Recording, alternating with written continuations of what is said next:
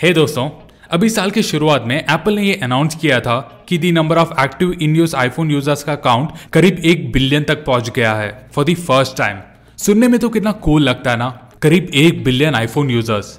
Until we realise कि एक ऐसा दिन भी आएगा जब इन सभी आईफोन्स को डिस्पोज करना पड़ेगा। सो दोस्तों, आज हम ये पूछते हैं कि एक्चुअली में एप्पल इन जुने आईफोन्स के साथ करता क्या होगा। 2013 में एप्पल को यह ज्ञान हुआ कि उनके हाथ एक बहुत बड़ा प्रॉब्लम लगा है, रियलाइजिंग कि वो 2007 से हर साल एक नया शाइनी आईफोन लॉन्च करते जा रहे हैं। डेवलप नेशंस की बात करें तो वहां ज्यादातर लोगों के पास एटलीस्ट एक आईफोन तो होता है बाय चॉइस। लोगों को इन आईफोन्स को लेकर ज्यादा कोई शिकायत नहीं होता था। It work just fine unless कोई मेजर कंप्लेन नहीं आ जाता। उनके दिमाग में कभी अपग्रेड करने का सोच भी नहीं आता। अपने प्रॉफिट्स में कुछ साल तक मेजर ड्रॉप देखने के बाद एप्पल ने यह डिसाइड किया to offer trading options to their customers. और इसका मतलब था कि कंज्यूमर्स अपने जुने आईफोन्स को एप्पल स्टोर में दे सकते थे और इसके बदले में उन्हें स्टोर क्रेडिट मिलता था अगेंस्ट यंगर स्लीकर मॉडल्स। अगर वो रिटर्न किया हुआ फोन अच्छे कंडीशन में हो तो एप्पल कंज्यूमर को एक वाउचर देता है, इससे पहले कि वो उस फोन को रिफर्बिशमेंट सेंटर में ट्रांसफर कर दे। वहां से ये डिवाइस को रीपैकेज और रीसोल्ड किया जाता है, टिपिकली उन वेंडर्स के पास in the emerging markets like India या Africa. And that's a bloody genius move from Apple's part. क्यों? क्योंकि एप्पल लिटरली वही सेम डिवाइस दोबारा बेच रहे हैं। एंड टू बी क्लियर, ये बस तभी होता है अगर वो आईफोन प्रॉपर सेलेबल कंडीशन में हो तो। अगर ये डिवाइस अच्छे शेप में ना हो तो ना ही कस्टमर को कुछ मिलता है और साथ ही इन फोन्स को डायरेक्टली रिसाइकल करने के लिए लिया जाता है। और वो कैसे? With a little help from a robot जिसका नाम है डेसी, जो एकदम नीट और स्किलफुल तरीके से करीबन 200 फोन्स को 1 घंटे में ही डिसमेंटल कर सकती है। And that too across 15 different iPhone models. ये डेसी द रोबोट का रहना और काम सब कुछ एक नॉर्मल बिल्डिंग में होता है जो उसके लिए बांधा गया है on the outskirts of Austin Texas. ये डेसी इतना सस्टेनेबल है कि इस रोबोट को एक्चुअली में पिछले डिसमेंटलिंग रोबोट जिसका नाम था लेम, उसके रिसाइकल कंपोनेंट से बनाया गया है।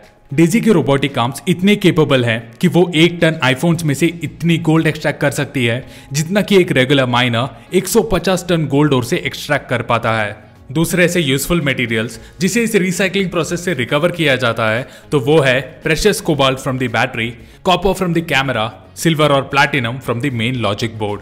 एप्पल तब भी ज्यादा सस्टेनेबल रह सकते हैं by reselling intact components like cameras and screens for non mobile applications जैसे कि टैक्सीज के टच स्क्रीन्स वगैरह। However, the Cupertino tech giant जो अपने ब्रांड नेम को लेके इतने कॉन्शियस हैं, वो इस आइडिया के बारे में सोच भी नहीं सकते कि उनका नाम का ब्लैक मार्केट में कोई गलत फायदा उठाएगा, जैसे कि एप्पल का नाम यूज करके और उन जुने आईफोन्स के पार्ट्स को असेंबल करके नकली काउंटरफिट डिवाइसेस बनाना। और इसी वजह से बाकी बचे सभी कंपोनेंट्स का चूरा बनाया जाता है, उनके लोगोस को बड़े बारीकी से निकाला जाता है और एक बार जब पूरा इंपॉर्टेंट कंपोनेंट्स को पूरी तरह निकाल देते हैं, बचे हुए हजार्डस वेस्ट को एक स्पेशल फैसिलिटी में शिफ्ट किया जाता है like the Litong plant in Yangman China. अगर कुछ यूजेबल मटेरियल बाकी बच भी जाता है तो उसे फिर अवतार दिया जाता है as an aluminium for stuffs like furniture या खुद एक न्यू जनरेशन मैकबुक के शेल के रूप में।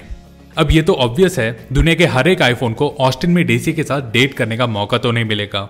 सो इस प्रोसेस को प्रॉपर लाइसेंस और सब कॉन्ट्रैक्ट किया जाता है across the world to firms like Litong in Hong Kong.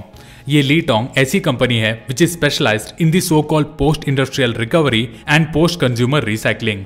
So basically, it is clearing up that which is very tricky to clear up. So kind of Apple अपनी तरफ से best दे रहा है ताकि वो अपने जुने आईफोन्स में से वैल्यू को एक्सट्रैक्ट कर सके। अब चाहे वो कम झंझट वाले थर्ड पार्टी को बेचने से हो या फिर recycling it's precious resources back into raw materials ताकि उससे वो नया प्रोडक्ट्स बना सके। अब आपको क्या लगता है, क्या एप्पल सच में अपने तरफ से बेस्ट दे रहे हैं enough to compensate for the environmental impact जो वो हर साल अपने एडवांस हार्डवेयर के साथ लेके आते हैं?